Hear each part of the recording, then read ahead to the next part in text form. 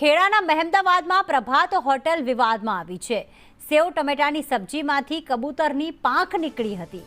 અમદાવાદના પરિવારને હોટલમાં કડવો અનુભવ થયો, જેમાં સિદ્ધિવિનાયક મંદિરે દર્શન કરવા પરિવારજન જઈ રહ્યા હતા ત્યારે મહેમદાવાદમાં હોટલમાં જમવા માટે રોકાયા।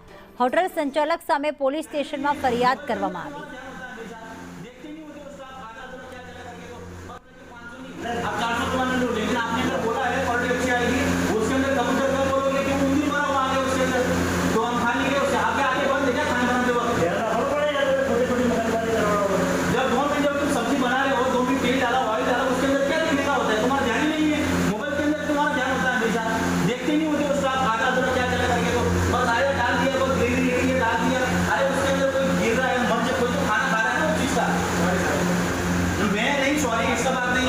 मैं रिक्वेस्ट करता हूँ, मैं ऐसा नहीं है, मैं मेरी माँ को शो कर 1 लाख रुपए का मैं भले तुम्हारा ऑडिट में 1 करोड़ मैं भले मुझे ये अपना खाने का प्रॉब्लम था अंदर।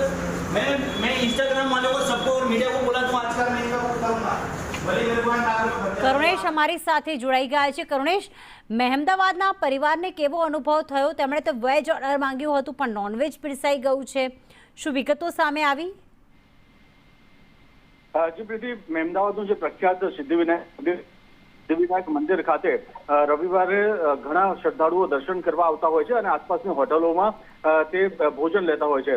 ત્યારે નૈનપુર ચોકડી ખાતે એક હોટલ આવેલી છે, હોટલ પ્રભાત। આ હોટલ પ્રભાતમાં જ્યારે તેઓ ગયા જમવા માટે ગયા હતા તે સમયે તેમને સબ્જી ઓર્ડર કરી હતી, જેમાં સેવ ટમેટાની સબ્જી સાથે અન્ય પણ પનીરની ઓર્ડર કરી હતી, જેમાંથી જે સેવ ટમેટાની સબ્જી જે હતી તેની અંતિક કબૂતરની પાંખનું હાડકું તેમાં મળી આવ્યું હતું અને તે મળી આવતા જ તે અચાનક એકાએક ચોંકી ગયા હતા।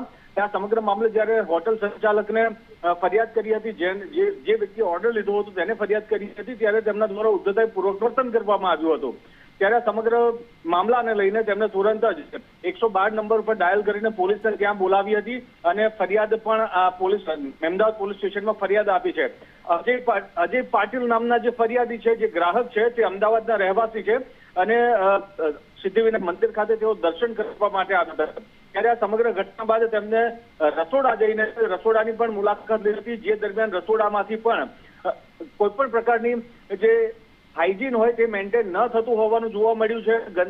તમામ જગ્યાએ ગંદકી જોવા મળી હતી અને જે જગ્યાએ જમવાનું બનતું હતું ત્યાં જ નીચે એંઠવાડની પણ ટોપલી અને આ બધું કચરા ટોપલી પણ ત્યાં જ જોવા મળી હતી। ત્યારે આ સમગ્ર ઘટનાને લઈને તેમને ફૂડ વિભાગમાં પણ જાણ કરી છે અને આ બીજી તરફ ફૂડ એન્ડ ડ્રગ્સ વિભાગની પણ અહીંયા ઘોર બેદરકારી સામે આવી છે કે આવી હોટલનું નિયમિત જે ચેકિંગ કરવાનું હોય છે તે તપાસ ચેકિંગ નથી કરતા।